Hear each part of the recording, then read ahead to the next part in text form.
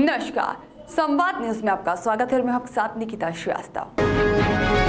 धमतरी शहर में शांति, सौहार्द और आपसी भाईचारे का माहौल बनाए रखे और सभी समाज के लोग आपसी समझाइश और सलाह मशवरा से शहर के वातावरण को सकारात्मक रखे। कलेक्टर PS एल्मा और साथ ही में पुलिस अधीक्षक प्रशांत ठाकुर ने बैठक लेकर इस संबंध में सभी समाज, धर्म और वर्ग के लोगों से अपील की। साथ ही सभी को समझाइश भी दी गई कि किसी भी स्थिति में कानून का कोई भी अपमान ना करे और कोई अपने हाथ में कानून को न ले। कलेक्टर ने साफ तौर पर कहा है कि कानून को अपने हाथ में लेने वालों पर कार्रवाई होगी।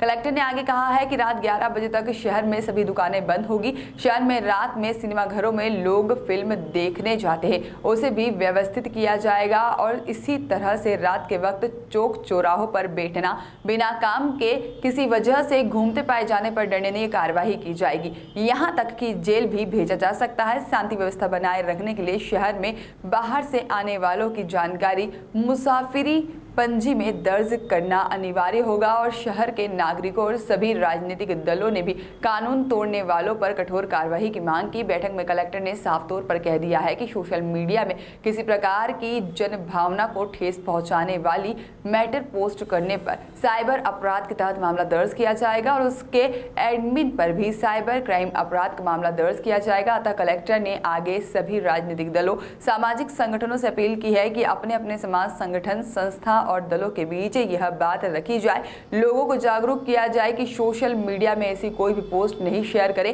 जिससे किसी की समाज, धर्म और व्यक्ति की भावना को ठेस पहुंची हो। युगल किशोर साहू की रिपोर्ट। आज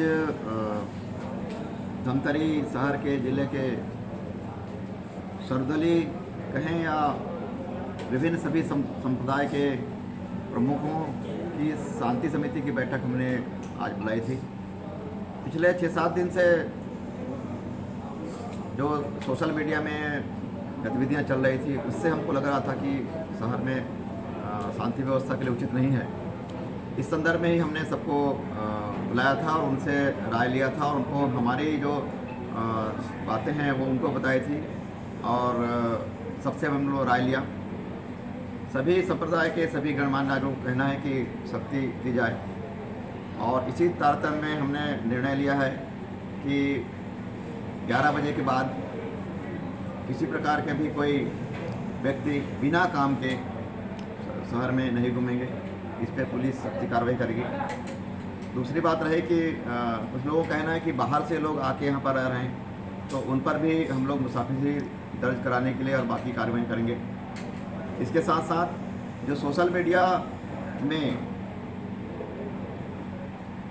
या इसके माध्यम से धर्म, संप्रदाय या व्यक्तिगत विशेष पर कभी भी जो सोशल मीडिया के माध्यम से आती है बातें या उनको उनके विचारों को आहत करने की पोस्ट की जाती है, इसके लिए समाज के सभी वर्गों से निवेदन किया है कि अपने बच्चों को समझाएं, बताएं या किसी की भावनाओं को, धार्मिक भावना हो, चाहे राजनीतिक भावना हो या व्यक्तिगत हो, वो मीडिया में पोस्ट ना करें। अगर कहीं किसी प्रकार की गलती से अनजाने में भी हो जाती है तो उसकी शिकायत पुलिस में करें, बाकायदा उस पर कानून सम्मत कार्रवाई होगी और नहीं होगी तो भी आप अवगत कराएं, बिल्कुल उसमें कार्रवाई होगी।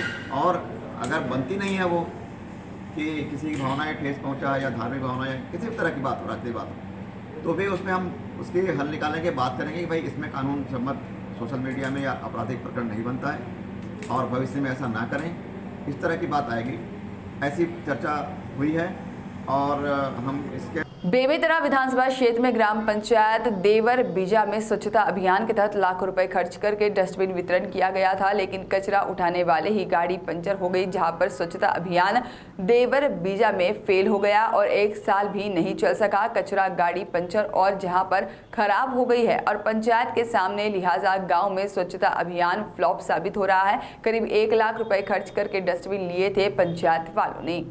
संजू जैन की रिपोर्ट। छत्तीसगढ़ से राज्यपाल महामहिम अनुसुईया उइके करवधा प्रवास के दौरान कुछ देर के लिए बेमेतरा रेस्ट हाउस में रुकी और फिर कार्यक्रम के लिए रवाना हुई। बता दें कि करवधा में आदिवासी जनजातियों की ओर से कार्यक्रम का आयोजन किया गया है, जिसमें शामिल होने के लिए रायपुर से करवधा जा रही थी और इसी दौरान राज्यपाल रेस्ट हाउस बेमेतरा में जहां पर कुछ देर के लिए रुकी और वहां पर पत्रकारों से बातचीत की। इस दौरान जिले के प्राइवेट अस्पताल में इलाज के दौरान गिरफ्तार 5 लाख के इनामी नक्सली के बारे में भी यहाँ पे सवाल पूछे जाने पर राज्यपाल ने इस पुलिस की सफलता बताकर बधाई दी। उन्होंने कहा कि केंद्र सरकार और राज्य सरकार नक्सली गतिविधियों को रोकने के लिए लगातार प्रयास कर रही है।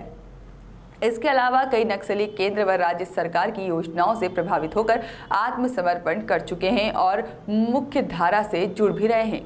संजू जैन की रिपोर्ट। पकड़े गए हैं और ये तो प्रशासन की, पुलिस डिपार्टमेंट की या जिन लोगों ने भी इसको पकड़ा है तो वो तो बहुत बड़ी सफलता है। और चूँकि ये पूरा हमारा बस्तर और कुछ सरगुजा तरफ ये नक्सलाइट की समस्या तो है और निश्चित रूप से इसको रोकथाम के लिए केंद्र सरकार भी और राज्य सरकार भी काफ़ी प्रयास कर रही है। कई आपने देखा होगा बीच में कई नक्सली लोगों ने समर्पण भी किया है बहुत बड़ी संख्या में, और धीरे धीरे इस तरह का जो है लोगों को समझ में आने लगी है और वो आकर मूल धारा से जुड़ना भी चाहते हैं और प्रशासन इसमें पूरी तरह सतर्क है। फिलहाल खबर में इतना ही। ताज़ा तमाम खबरों को जानने के लिए देखते रहिए संवाद न्यूज़।